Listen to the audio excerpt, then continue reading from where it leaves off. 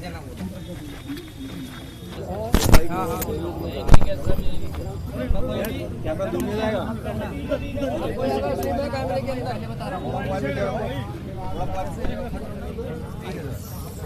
दहाड़े मर्डर होता है, 2 घंटे तक बगल में पुलिस स्टेशन है, कोई बॉडी को पोस्टमार्टम के लिए लेने नहीं आता है। कौन महिला थी? ये वो महिला थी जो यहाँ पे RWA की प्रधान थी। ये वो महिला थी जो 3 साल पहले अपने पति के हुए मर्डर में मेन गवाह थी, जो गैंगस्टर्स के खिलाफ खड़े होके पुलिस के सामने, कोर्ट के सामने गवाही दे रही थी।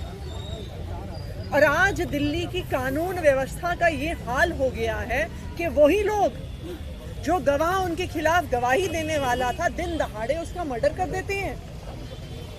क्या हाल कर दिया है भारतीय जनता पार्टी और उनकी इस ट्रिपल इंजन की सरकार ने दिल्ली का। रोज दिल्ली में मर्डर हो रहे हैं। 2 दिन पहले कल्याणपुरी में मर्डर हुआ, फिर यहाँ पे कल शालीमार बाग में मर्डर हो गया है, लाल किले पे बम ब्लास्ट हुआ, कुछ दिन पहले पीतमपुरा में शूट आउट हुआ। दिल्ली देश की राजधानी है, पूरी दुनिया दिल्ली को देख रही है। मैं आज अमित शाह जी से सवाल पूछना चाहती हूँ कि आप कहां पर हैं? दिल्ली की मुख्यमंत्री कहां पर हैं? आप किस चीज में व्यस्त हैं कि आप दिल्ली वालों को सुरक्षा नहीं दे सकते? ये दिल्ली की मुख्यमंत्री रेखा गुप्ता जी की अपनी विधानसभा है। अगर यहाँ पर लोग सुरक्षित नहीं हैं, एक RWA की प्रधान सुरक्षित नहीं है, एक मर्डर केस की विटनेस सुरक्षित नहीं है, तो एक आम नागरिक कैसे सुरक्षित होगा?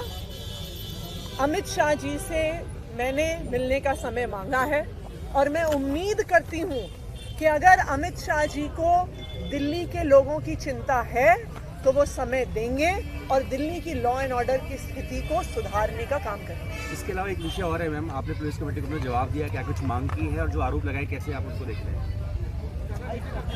जो आरोप भारतीय जनता पार्टी ने लगाए हैं वो सरासर झूठे हैं।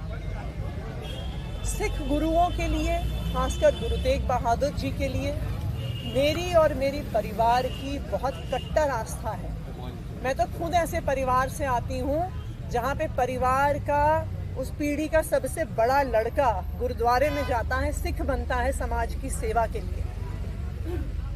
आप ये याद करिए कि ये झूठ बोलने की जो आदत है ना कपिल मिश्रा जी की, ये कोई नई आदत नहीं है।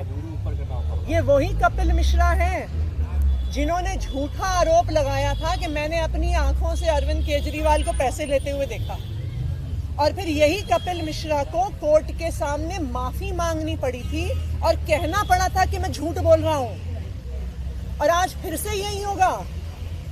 जो कोर्ट केस, जो FIR जालंधर में इनके खिलाफ हुआ है, जो कोर्ट ने आदेश दिया है कि जो कपिल मिश्रा का बयान है, जो वीडियो है, वो झूठा है, कपिल मिश्रा को इस मामले में भी माफी मांगनी पड़ेगी और कहना पड़ेगा कि वो झूठे हैं।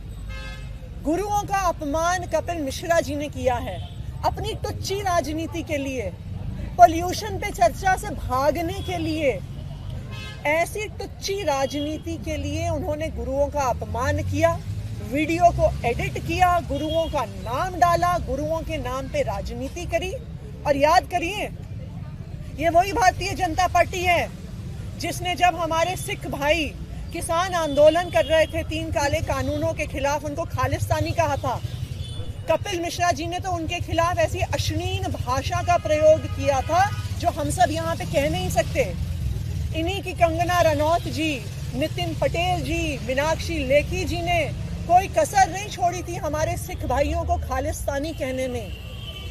भारतीय जनता पार्टी सिख समाज से नफरत करती है।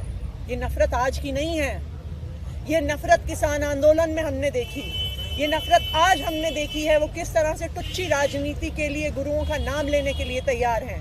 और कपिल मिश्रा का झूठा साबित होने के बाद भी ये भारतीय जनता पार्टी उन्हें डिफेंड कर रही है, उन्हें मंत्री पद से नहीं हटा रही है। तो ये बिल्कुल साफ है कि वो किस तरह से सिख समाज की नफरत के लिए नफरत